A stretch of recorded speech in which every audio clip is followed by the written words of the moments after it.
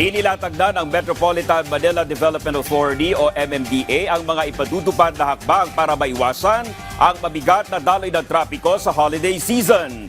Yan ang ulat ni Bernard Ferrer.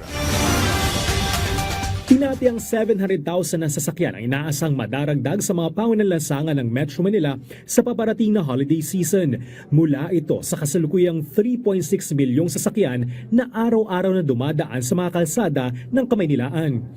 Kaya naman si Dieter dumidiskarte na para hindi maipit sa trapiko, lalo't nang gagaling pa siya sa Montalban, Rizal papuntang Las Piñas. Alis kami ng maaga para po makaiwas sa traffic po na kasi pagka sumabay po ako sa traffic na yun, talaga po abutin po ako ng oras bago dumating sa pupuntahan ko. Ngayon pa lang pinaghahandaan na ng MMDA ang pagdagsa ng mga sasakyan sa holiday season. Tuloy-tuloy ang clearing operations sa mga mabuhay lane na alternatibong ruta ng mga motorista. Yung po naman sa pagbagal ng daloy ng traffic, expected po yan. Dahil between 10 to 20% ang nai-increase po ng volume ng vehicles. Pinulong na rin ng MMDA ang mga mall operators, lalo't 29 na mall ang matatagpuan sa kaba ng EDSA. Simula November 17, aayusin ang operating hours ng mga mall mula alas 11 ng umaga hanggang alas 11 ng gabi, Lunes hanggang Biyernes.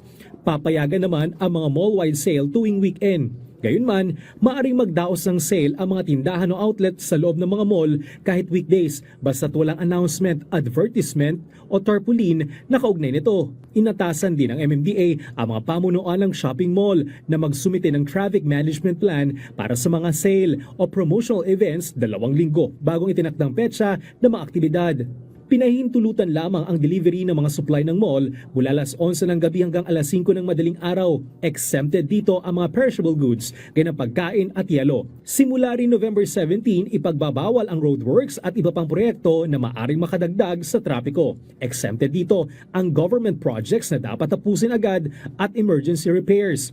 Papayagan din ang mga provincial buses na makadaan sa EDSA. Starting December 20, between 10 p.m. to 5 a.m. at starting December 24 to January 2, papayagan na po sila 24 hours. Pero bawal pong tumawid, meaning yung galing pong south hanggang Pasay lamang at yung pong galing north hanggang Cubao lamang. Palalawigin ang deployment ng mahigit 2,000 traffic enforcers hanggang alas 12 ng hating gabi upang tutukan ang mga pangunahing lansangan sa Metro Manila. Bernard Ferrer para sa Pambansang TV sa Bagong Pilipinas.